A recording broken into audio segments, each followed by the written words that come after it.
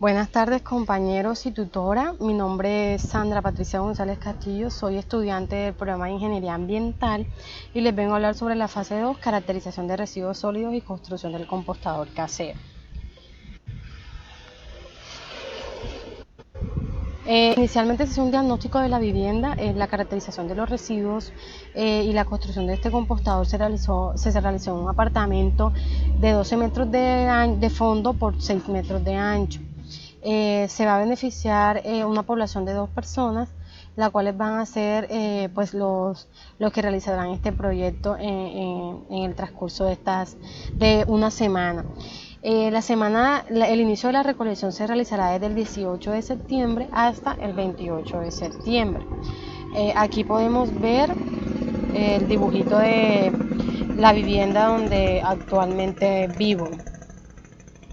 La recolección y selección de los residuos en una semana se hizo de manera organizada, se hizo una clasificación en la fuente de los residuos, separando por cada característica estos residuos sólidos. Se separaron y me dio en la siguiente forma. Se sacó unos residuos de plásticos que están generados por botellas PET, botellas de aceite, botellas de agua y botellas de jugos. Generamos papel y cartón, debido a que en nuestra casa, bueno, leemos periódicos, mi esposo es docente y genera mucho papel, entonces tenemos la clasificación de estos residuos por aparte. Se hizo una basura general que yo la llamé basura revuelta porque allí ubicamos los residuos de lo que nosotros barremos, también ubicamos todas las bolsitas donde guardamos las carnes y ya se retira la carne y queda la bolsa, donde las bolsas de las salchichas, de las mortadelas. En esta basura revuelta también echamos los residuos de la comida, como son huesitos, residuos de arroz. Estos residuos no los utilicé para el compostador porque generan muchos gusanos y también generan malos olores.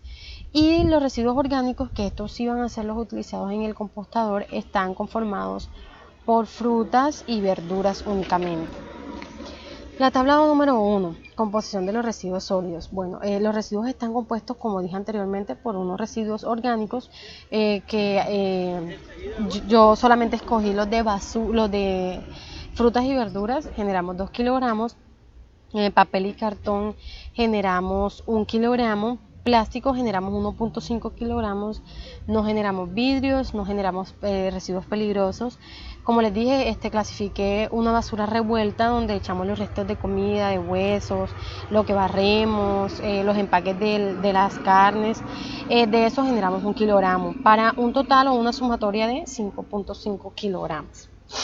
El volumen, el kilogramo día, que vemos acá la cifra, esta la sacamos de la división de 2 entre los 7 días de la semana que fue realizada la recolección de los residuos.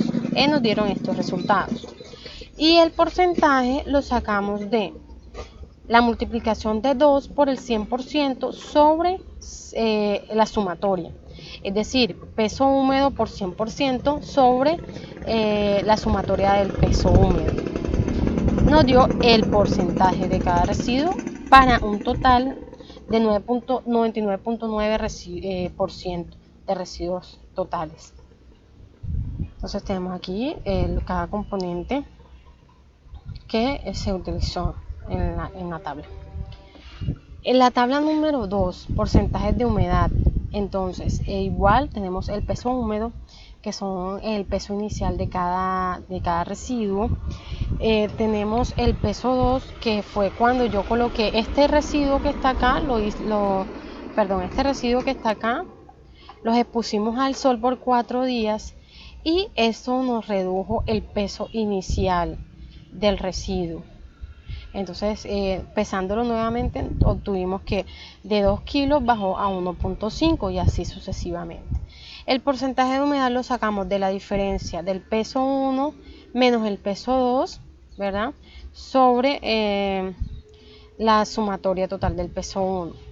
Entonces, ejemplo, 2 kilogramos menos 1.5 sobre 5.5 nos dio un 25% de porcentaje de peso húmedo. Y la producción per cápita ¿verdad? Tenemos que RCM son los residuos totales y la población, como son 2 personas las que están en la vivienda, entonces se divide entre 2. Nos dio que cada persona generó 0.39 kilogramos de residuos durante 7 días. Bueno, hago una pequeña corrección acá, el porcentaje lo sacamos fue de la diferencia de 2 menos 1.5 en el mismo peso húmedo, y así sucesivamente con todos. 1 menos 0.697 entre 1. En la fase 2, que es la implementación ya del proyecto en campo, entonces vamos a hablar sobre el diseño del compostador casero. En la canequita que se ve acá en forma es una caneca de pintura, porque en mi casa estábamos haciendo actividades de pintura y yo reutilicé la caneca donde viene envasador químico. Inicialmente lo que hice fue limpiarla, ¿verdad? Que bueno, más adelante les explicaré esto.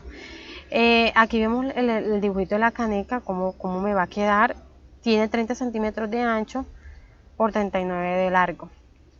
Y así quedó mi caneca, ¿verdad? El volumen, como lo hallé, con la fórmula de volumen. Pi por radio al cuadrado por altura. Entonces nos dio 227,553,5 metros cúbicos. Construcción del compostador. Bueno, entonces ahora sí, la caneca de pintura inicialmente la lavé bien, le quité todos los residuos de pintura que esta tenía. Después, con un taladro y una broca, hice las perforaciones en la parte de abajo y en la parte de los lados para que los lixiviados pudieran evacuar.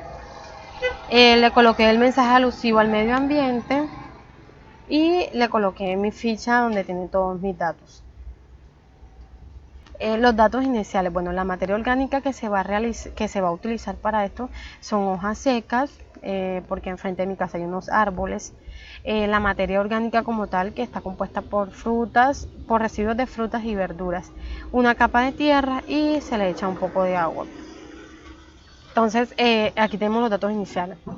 La caneca va a pesar 7 kilogramos porque está compuesta por 2 kilogramos de residuos sólidos, 1 kilogramo de hojas y 4 kilos de tierra. El volumen ya se los había dicho y la altura va a quedar de 39 centímetros de altura del residuo sólido. La materia orgánica, bueno, las capas de hojas, ¿verdad? Después de que aplicada la capa de hoja le echamos la capa de materia orgánica, luego le echamos la tercera capa de tierra y así se vuelve un ciclo, se va rotando este proceso. Acá se los ilustro como yo lo hice. Paso 1, materia seca, que es los residuos de hojas. Paso 2, materia verde, que son los residuos orgánicos. Paso 3, tierra. Y se repite el ciclo. Acá vemos nuevamente una capa de hojas, una capa de materia orgánica, una capa de tierra y obviamente hasta llenar la caneca. Aquí vemos ya la última capa de tierra. Y el compostador queda listo para la puesta en marcha. Aquí el compostador tiene el mensaje alusivo al medio ambiente, que dice que procuremos siempre que en nuestro camino procuremos siempre dejar una huella en nuestro camino, cuidemos el medio ambiente, y pues la ficha de mi compostador con mis datos iniciales y el dato del curso.